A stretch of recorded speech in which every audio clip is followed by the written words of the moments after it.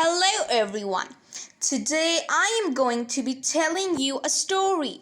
The title of the story is A Matchsticks Tale, which is written by Maryam Siddiqui and was published on the Young World magazine on 7th of November 2020. So let's start reading. Have you ever thought of reading a story told by a matchstick? Well, today you will, because today I will be telling you our story of all the other matchsticks living with me in the matchbox. The matchbox in which we lived lay on the kitchen slab. Everyone in the kitchen, like pots and pans, knives and spoons, felt sorry for us, as they thought our purpose is to burn ourselves to light the stove. That's it. That's what they thought. But on the other hand, we felt proud of burning ourselves because this is the purpose of our life. Our way of thinking is totally different from theirs. Whenever anyone opened our box and took out any matchstick, each one of us wanted to be picked. Those who were picked and successfully lit the stove felt triumphant, and those who were left behind waited eagerly for the next time. I was left behind every time someone opened the box, so I too was anxious to get the opportunity. Most of my friends and family members had served their purpose, and very few were left inside the box, so I was hopeful to get the chance any time now. It was one fine day when I finally got the opportunity.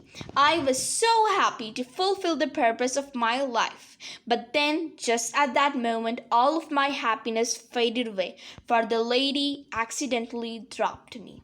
Due to the slippery floor, I rolled into a small crack in the corner of the kitchen. I felt like crying. The lady could not find me, so she took out a new matchstick to light the stove.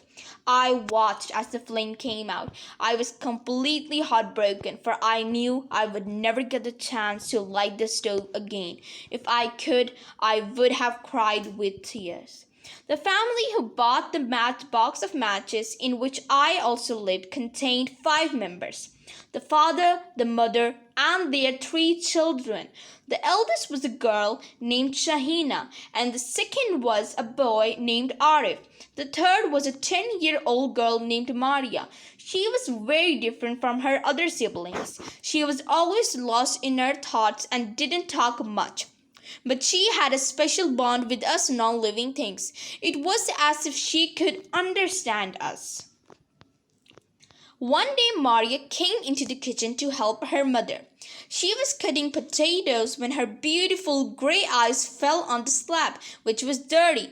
"Mum," cried Maria, "look how dirty these slabs are. Think of how they must feel." "Oh, Maria," said her mother, "I will ask the maid to clean them, but let me remind you for the 1000th time, non-living things can't feel." That's why every one of us loved Maria dearly. Even in my wooden heart, I believed that she was the only one that could help me out from the dark crack I was laying helplessly in. One day the maid was busy cleaning the kitchen. The mother was busy cooking food while Maria and Shahina were helping their mother. I was watching them all when suddenly I saw Maria leaning towards the crack in which I lay.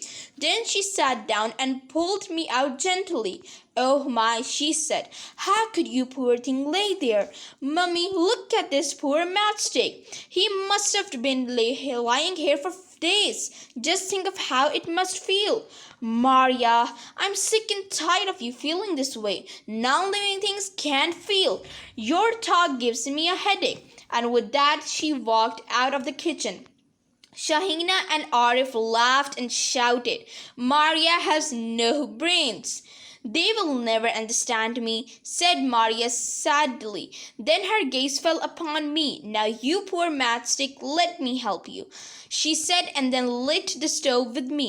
I watched her unblinkingly. She brought me close to her face and said, "Farewell, my friend. You have served your purpose. Every matchstick in the world wants to be burned." The feeling which I was experiencing was splendid. After lying in in that small crack for such a long time. It was like entering heaven from hell. The last thing I remember are Maria's grey, beautiful eyes staring at me. Then slowly and gently the fire finished me and I went to sleep.